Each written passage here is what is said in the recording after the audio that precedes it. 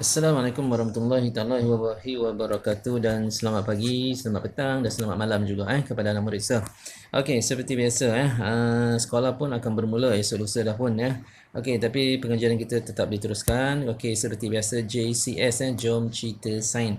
Okey, masih ingat lagi kita masih berada di bawah tajuk apa Okey masih lagi di bawah tajuk ubat-ubatan Okey, masih lagi kita membanding bezakan di antara perubatan tradisional, perubatan moden dan juga perubatan complementary Okey, bagi standard pembelajaran pada kali ini ialah untuk mewajarkan penggunaan perubatan tradisional, moden dan complementary mewajarkan. Maksudnya kita nak melihat dari sudut kebaikan dan juga kekurangan Okey, bagi ketiga-tiga jenis perubatan Kemudian yang kedua tu iaitu 10.1.4 tu menakulkan mengenai penggunaan ubatan dari sumber semula jadi dan buatan manusia. Maksudnya yang kita guna herba-herba itu daripada semula jadilah, dan juga daripada ubat daripada farmasi iaitu menggunakan bahan kimia ataupun dadah lah.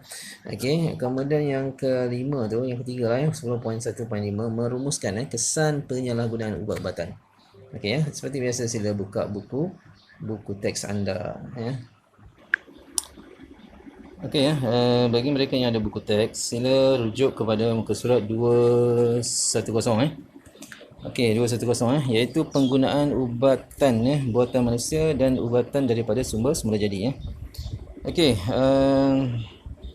ubat dihasilkan daripada dua sumber iaitu buatan manusia yang dikenali sebagai sintetik daripada sumber semula jadi atau daripada sumber semula jadi seperti ulam akar-akar kayu Jadi ubat tradisional biasanya diperoleh daripada sumber semula jadi, manakala kebanyakan ubat moden dihasilkan oleh manusia dengan menyediakan sebatian kimia yang mempunyai struktur molekul yang sama atau hampir sama dengan struktur molekul bahan aktif dalam suatu ubat tradisional Okey, jadi biasanya dia samalah kan. Okey, so kalau kita lihat di sini ubatan dalam jadual ini ubat buatan manusia dihasilkan di makmal dan dikomersialkan manakala yang semula jadi diperolehi daripada tumbuhan ataupun haiwan Okey, kemudian ubat buatan manusia ni perlu diambil secara berterusan Kemudian manakala yang semula jadi ni perlu diambil atau diamalkan secara berterusan dalam jangka masa yang lama supaya berkesan. Okey, jadi ubat semula jadi ni ubat daripada sumber semula jadi ni biasanya dia mengambil masa yang panjang lah untuk melihat kesan dia tapi yang ubat buatan manusia ni dia cepat Okey, bukti penyembuhan berdasarkan ujian klinikal, manakala bukti penyembuhan melalui kepercayaan dan pengalaman orang terdahulu Okey, jadi kalau kita lihat sini, okey, ini contoh ubat bentuk pil, ini ialah lemon sebenarnya ubat-ubatan juga Okey, kemudian kesan penyalahgunaan ubat-ubatan. Okey, jadi ubat mesti digunakan dengan tujuan yang betul iaitu untuk menyembuh penyakit. Kan? Ada setengah orang dia ambil ubat ubat batuk lah katakan dia nak bagi high dia nak bagi rasa macam feeling dia nak rasa seperti macam terawang-awang. Penyalahgunaan ubatan berlaku apabila seorang menggunakan ubat-ubatan dengan cara yang salah, seperti menggunakan ubat bukan untuk tujuan menyembuh penyakit dan mengambil ubat tidak mengikut preskripsi doktor. Maksudnya tidak mengikut nasihat doktor lah. Doktor kata makan satu sudu 3 kali sehari, dia bantai sampai 10 kali sehari kan.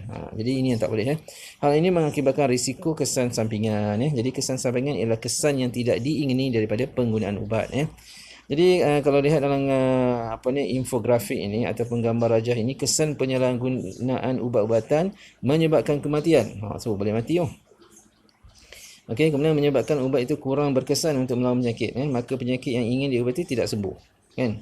Kemudian menyebabkan kesan sampingan yang teruk seperti alahan, muntah, sakit kepala, demam Kemudian menyebabkan ketagihan. Itu yang bahaya tu Okey, itu kesan penyalahgunaan Okey, jadi saya rasa itu saja daripada buku teks So kita lihat dalam buku amali pula Okey, bagi buku amali muka surat 150 penggunaan ubatan dari sumber semula jadi dan buatan manusia dalam perawatan dan penjagaan kesihatan Okey, bahagian A ubat daripada sumber semula jadi diperolehi daripada tumbuhan dan haiwan Okey, manakala buatan manusia dihasilkan di makmal dan dikomersialkan.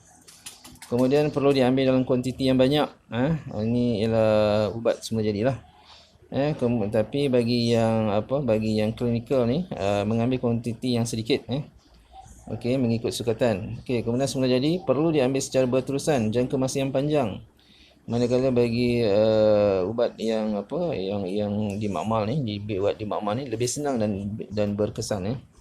Kemudian pengambilan nutrien yang berlebihan akan dikeluarkan melalui urin. Urin maksudnya ubat semula jadi ni kalau kita makan lebih contohnya ambil ginseng lah katakan. Ginseng ke tongkat tongkat ali ke kan. So kalau kita ambil berlebihan dia akan dibuang melalui urin contohnya vitamin C. Tapi bagi ubat yang dihasilkan di makmal ni, dos yang tinggi mendatangkan kesan sampingan seperti contoh vitamin C yang melebihi 2000 mg akan meningkatkan risiko cirit-birit dan batu ginjal. Okey, kesan penyalahgunaan Okey, kesan penyalahgunaan dadah ataupun kesan penyalahgunaan ubat-ubatan ni tadilah. Okey, satu daripadanya boleh menyebabkan penyakit yang diingini tidak sembuh. Kemudian kadang-kadang lebih terdedah kepada risiko terhadap kesan mendapat kesan toksik. Kemudian jika berlaku kesilapan pemberian dos ubat tidak mengikuti peringkat umur, ada juga kesan sampingan terbentuk alahan seperti sesak nafas. Kemudian boleh menyebabkan ketagihan. Contohnya seperti ubat tahan sakit yang mengandungi opioid. Kemudian ada ubat tidur, ubat penenang dan ubat perangsang. Kemudian penyalahgunaan antibiotik akan menyebabkan kerintangan antibiotik. Oleh itu antibiotik tidak lagi berkesan untuk merawat jangkitan bakteria. Kemudian paracetamol boleh mendatangkan mudarat sekiranya diambil dalam kuantiti yang berlebihan. Okey, so itu sahaja untuk kali ini radikal bebas. Kita akan sambung pada kelas yang berikutnya. Okey, seperti biasa saya rujuk buku Google Classroom. Di sana ada tugasan yang cikgu sediakan. Okey, so berjumpa lagi. Wassalamualaikum warahmatullahi wabarakatuh.